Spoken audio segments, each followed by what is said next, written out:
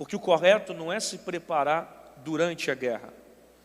O correto é se preparar antes da guerra. O apóstolo Paulo disse que se a trombeta der sonido incerto, quem se preparará para a batalha? Ou seja, se eu entro em uma guerra e não estou policiado, não estou preparado, eu não vou ter estrutura para vencer o conflito. Porque o correto não é se preparar durante a guerra. O correto é se preparar antes da batalha. Você sabe que nós somos muito parecidos com o povo de Israel? Tem gente que se não tiver problema não vem para a igreja, se não tiver guerra não busca, se não passar por crises não lê a Bíblia, se não passar por dificuldades não sente a necessidade de buscar o Senhor. Existem pessoas que são motivadas pelas suas dificuldades e quando não passam por momentos de adversidades, elas não sentem a necessidade de se relacionar com Deus. Um teólogo uma vez escreveu uma frase dizendo que os melhores momentos de Deus na nossa vida costumam se manifestar nos nossos piores momentos. Eu vou repetir a frase. Os melhores momentos de Deus na nossa vida costumam se manifestar nos nossos piores momentos. Porque são nos piores momentos que nós decidimos buscar o Senhor. Isso não significa que Deus só deseja se relacionar comigo no dia mau, mas que o meu coração está mais sensível quando eu passo por adversidades. Oséias diz que em deserto de terra muito seca, eu, Senhor, te conheci. Isso não significa literalmente que o Senhor só me conhece quando eu passo por adversidade. Até porque antes de qualquer coisa, Ele tem a onisciência e sabe daquilo que eu sou. Então os meus problemas, na verdade, não revelam quem eu sou para Deus, mas sempre revela quem Deus é para mim. Israel não tem estrutura para lutar essa guerra, eles vão lutar para sobreviverem. Deus está fazendo um milagre todos os dias. O povo tem sede, Deus manda água da rocha. O povo tem fome, Deus faz maná cair do céu. E mesmo o povo experimentando uma vida de sucesso, eles continuam questionando a Deus e também a liderança de Moisés. O que me faz entender que viver o tempo do sucesso fora do propósito de Deus pode ser o meu pior fracasso. Um teólogo uma vez escreveu dizendo que o pior fracasso de um homem é ele ter sucesso em coisas que Deus não aprova. Eu preciso estar preparado para viver o tempo do sucesso. E eu costumo dizer que as vitórias, elas são mais perigosas que as derrotas, porque elas me deixam em uma zona de conforto, onde eu não encontro a necessidade de buscar o Senhor. Para que eu vou me relacionar com Deus? As portas estão abertas, tudo está fluindo, tudo está dando certo. Para que eu vou me relacionar com Deus se os meus problemas não me impulsionam até Ele? As vitórias, elas me deixam em uma zona de conforto, onde eu tenho a falsa sensação que eu não precise de Deus.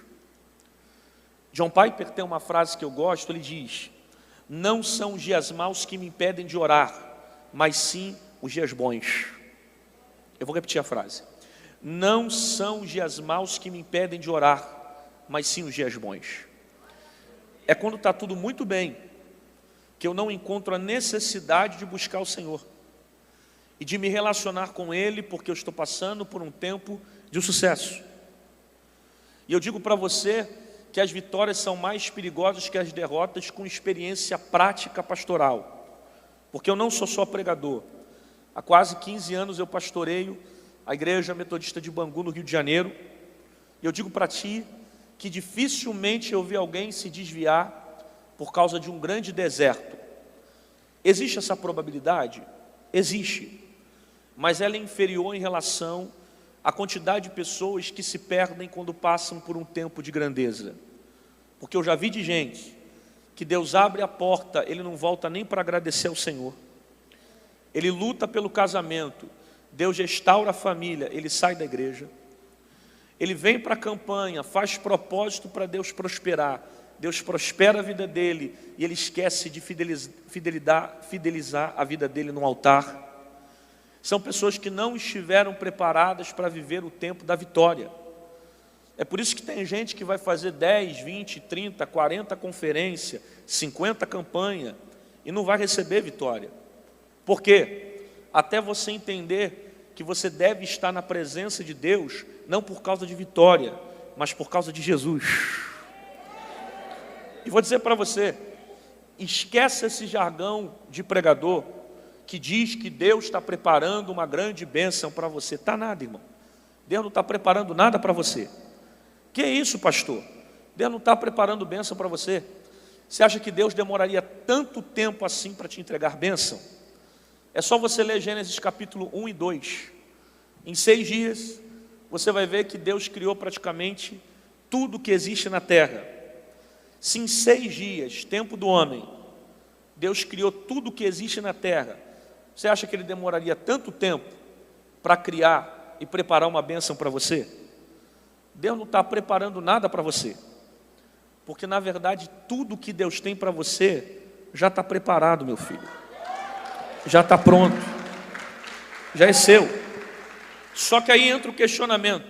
Se tudo que Deus tem para mim já está preparado, por que Ele não entrega agora aquilo que eu quero? Aí que está. Deus não está preparando bênção para você. Deus está preparando você para receber a bênção. Você não ouviu isso não, vou repetir a frase. Deus não está preparando bênção para você. Deus está preparando você para receber a bênção. Porque na verdade a maior preparação não é aqui. A maior preparação é aqui. Tem gente que vem para a igreja para querer receber aqui. Só que Deus só vai te dar aqui quando estiver preparado aqui. Porque isso aqui tem que ser consequência do que Deus fez aqui. É por isso que muitas pessoas se frustram dentro da igreja. Porque elas vêm para a igreja com a intenção de ter.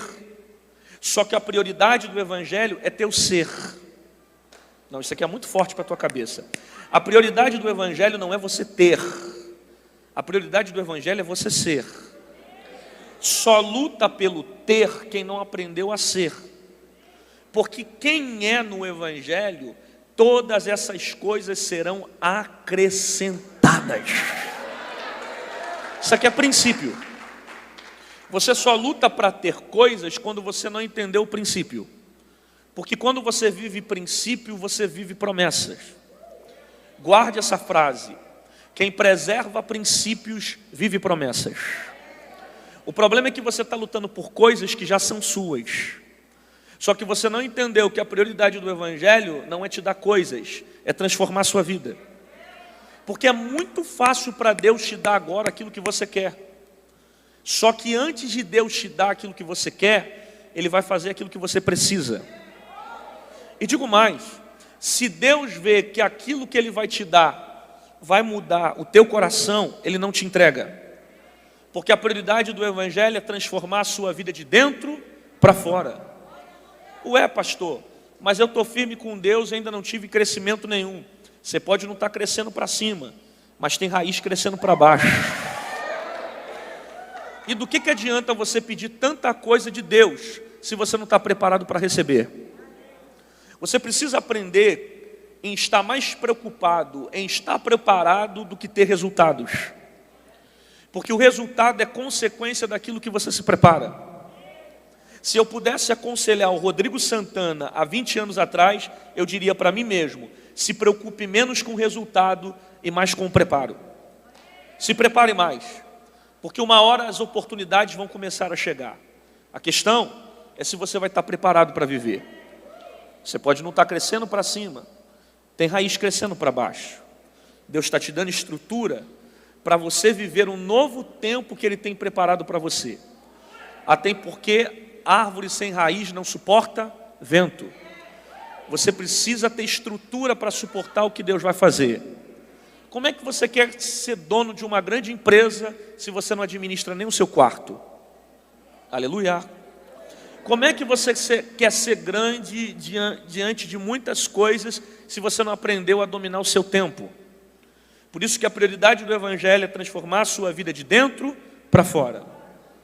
Moisés vai chamar Josué, vai dar uma direção, e a primeira expressão que ele dá é essa: amanhã lutará contra os amalequitas. Grita comigo, diga amanhã. Amanhã. Não, mas nunca que isso é um grito. 1, 2, 3, vai. Está acontecendo uma guerra aqui no texto. Moisés precisa tomar uma decisão rápida. E a direção que Deus está dando para ele é: amanhã lutará contra os amalequitas. Perceba, por mais que haja a necessidade de resolver o problema agora, a direção de Deus é para resolver o problema amanhã. Porque existem coisas que só serão resolvidas amanhã. E se você tentar resolver agora, você vai se frustrar, você vai se desgastar, você vai se ferir, porque tem coisas que só serão resolvidas amanhã. Eu preciso entender que a palavra amanhã está ligada a uma expressão chamada tempo. Vem comigo. A palavra amanhã está ligada a uma expressão chamada... ninguém veio. A palavra amanhã está ligada a uma expressão chamada... 8 vieram. A palavra amanhã está ligada a uma expressão chamada... Isso não significa que não vai ter guerra. Vai ter guerra, mas não é hoje. Porque a direção de Deus é lutar amanhã. Isso não significa que não vai ser resolvido. Vai ser resolvido, mas não é hoje. Isso não significa que Deus não vai fazer. Deus vai fazer, mas não é hoje. Isso não significa que a porta não vai se abrir. Vai se abrir, mas não é hoje. Isso não significa que você não vai casar. Você vai casar, mas não é hoje. Isso não significa que você não vai namorar. Você vai namorar, mas não é hoje. Pastor, e o que eu faço enquanto o amanhã não chega? Eu fico de braço cruzado esperando? Não. Eu me preparo para quando ele chegar. Porque aquilo que você não resolveu hoje, amanhã vai resolver. É muita profecia para 4 glórias e 3 mãos levantadas. Vou repetir. O que você não resolveu hoje, amanhã vai resolver. Melhorou para 20 mãos e 15 glórias. Eu repito a profecia. Tudo que você não resolveu hoje, amanhã vai resolver.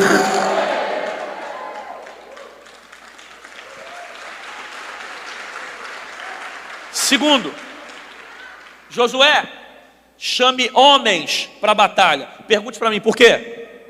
Não. 1, 2, 3, vai.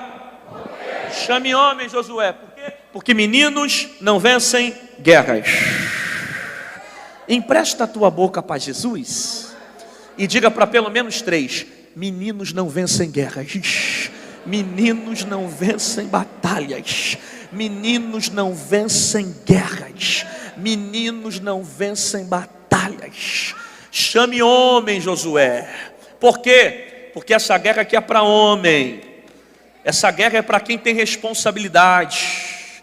Essa guerra é para quem suporta a pressão. Essa guerra é para quem tem uma palavra só. Chame homem, Josué. Meninos não vencem guerras. Essa guerra é para homem. Para gente que entende o que é uma batalha, que se responsabiliza, que está disposto a dar sangue no meio da guerra. Chame homem, Josué. E o problema é que nós estamos vivendo um tempo hoje onde a igreja tem colocado meninos para assumirem funções de homens. E o problema de uma igreja que coloca menino para assumir função de homem é uma igreja que faz crescer os escândalos dentro dela. Porque meninos não estão preparados, meninos não têm maturidade, meninos não sabem o que é ter uma vida de altar. Meninos acham que palco e altar é a mesma coisa, e é o contrário. Palco é para os homens aparecerem, altar é quando Cristo aparece através de você. Meninos não entendem o que é a responsabilidade em cima de um altar.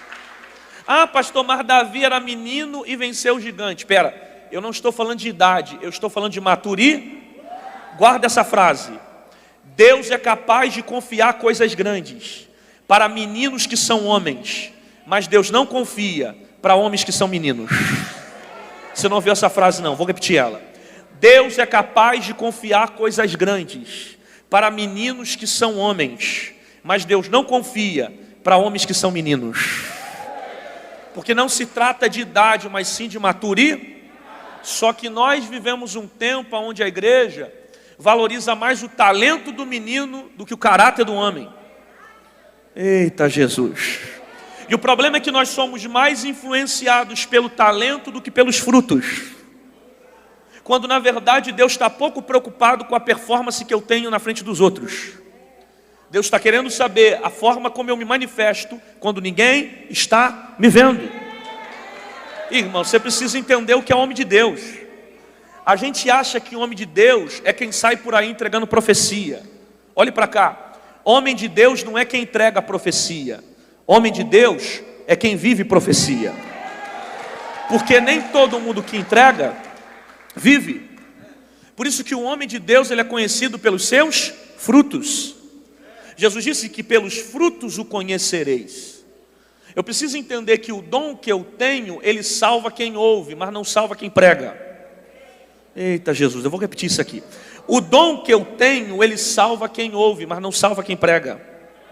Jesus disse que eu poderia ganhar o mundo inteiro e no final perder a minha própria alma. E, irmão, você precisa entender o que é avivamento. Luiz Hermínio diz: avivamento não é cair na igreja, é aprender a ficar de pé fora dela. Você precisa entender o que é uma vida de altar. E o problema é que meninos não têm compromisso com Deus. Meninos não entendem o que é uma vida de altar. Pergunta para esse irmão: vai dar glória ou vai fazer bico? Pergunta para ele, vai.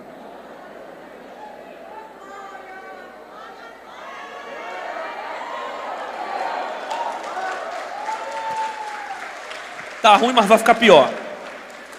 E o texto diz: e fez Josué conforme Moisés disse. Vem comigo. E fez Josué conforme Moisés? Não, ficou bom, mas eu gosto que repita. E fez Josué conforme Moisés? Isso aqui é interessante. Quem é que é o líder aqui da história? Moisés. Mas quem é que entende de guerra? Josué. Aí o texto diz: e fez Josué conforme Moisés? Isso aqui é interessante. Porque é Josué que entende de batalha, mas é Moisés que está com a vara. E a gente percebe que Josué, mesmo tendo mais conhecimento de guerra do que Moisés, ele se submete à autoridade do líder. Porque você pode ter mais conhecimento, você pode ter mais inteligência, você pode ter mais capacidade, você pode ter mais sabedoria, você pode ter mais estratégia de guerra, mas respeita a vara. Porque Deus deu a vara para um líder. E eu preciso me submeter a essa autoridade. Porque teu conhecimento não vence guerra, teu diploma não vence guerra, sua inteligência não vence guerra, sua sabedoria não vence guerra. O que vence guerra está debaixo da direção de Deus. Então respeita a vara. Ah, mas eu não concordo com algumas coisas. Se eu fosse pastor eu mudaria isso. Eu arrancava esse luxo daqui, colocava no meio, pintava a igreja de amarelo. Eu não gostei da igreja de preto. Pois é, quando você for pastor, você decide o que você faz na sua igreja. Mas quando você está debaixo de uma liderança, respeita a vara. Pergunta para esse irmão: vai dar glória ou vai fingir que não é contigo? Pergunta. Respeita a vara. Você não precisa concordar, você não precisa achar legal, você não precisa achar bonito, você só precisa se submeter à autoridade da vara. Eu digo isso com experiência prática para você. Eu conheço pastores dentro do campo da Metodista no Rio de Janeiro, com doutorado em teologia, que pegaram uma igreja com toda a estrutura de som, de membros, e não conseguiu durar um mês dentro da igreja. Como também vi pastores que não consegue nem falar direito, erra o português, a gente vamos, é isso mesmo, erra tudo, e quando pega a mão na obra, o negócio cresce, floresce, as pessoas se convertem, aceitam a Cristo, porque é Deus mostrando que Ele não precisa da tua capacidade, Ele não precisa do teu conhecimento, Ele não precisa das suas imposições, Ele só precisa que você se submeta à vara. Ah, pastor, mas você não me conhece, eu sou uma pessoa diferente nessa igreja, porque se eu não estiver aqui, o ministério não vai para frente, a geração só cresce por causa de mim. Se eu não estiver aqui, as células não se multiplicam. Se eu não estiver aqui, o ministério não vai para frente. Não, se eu não tocar, o fogo não desce.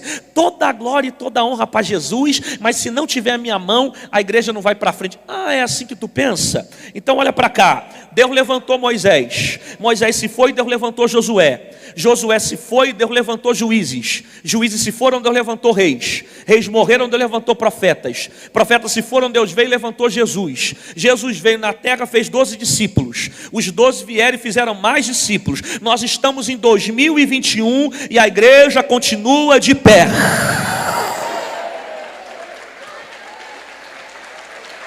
Porque não é Deus que precisa de você, é você que precisa de Deus. Não é o ministério que precisa de você, é você que precisa do ministério. Você acha que Deus está lá em cima, preocupado com os teus questionamentos de menino? Porque você não quer cantar, não quer pregar, quer entregar liderança, quer sair da igreja. Você acha que Deus está lá em cima, preocupado? Meu Deus, Rodrigo Santana não quer mais pregar. Ele é o profeta dessa geração. Quem é que vai evangelizar o Brasil? Oh, meu filho, a Bíblia diz que se eu não quiser clamar, as pedras clamarão no meu lugar. Você precisa entender que ministério é privilégio. Ministério não é peso, pregar não é peso, profetizar não é peso, vir para a igreja não é peso, orar não é peso, ler a Bíblia não é peso, estar aqui não é peso. Eu não vim para cá com dificuldades, eu entendo que eu sou um privilegiado de estar em cima do púlpito. Ah, pastor, mas é difícil. Difícil era a maconha que você vivia, a cocaína que você cheirava, a prostituição que você tinha no mundo, a vida que você levava. Aqui não. Cantar é privilégio, pregar é privilégio, vir para a igreja é privilégio. Alguém entende aqui o preço do sangue de Jesus no Calvário? Então dá um grito de glória dentro dessa casa.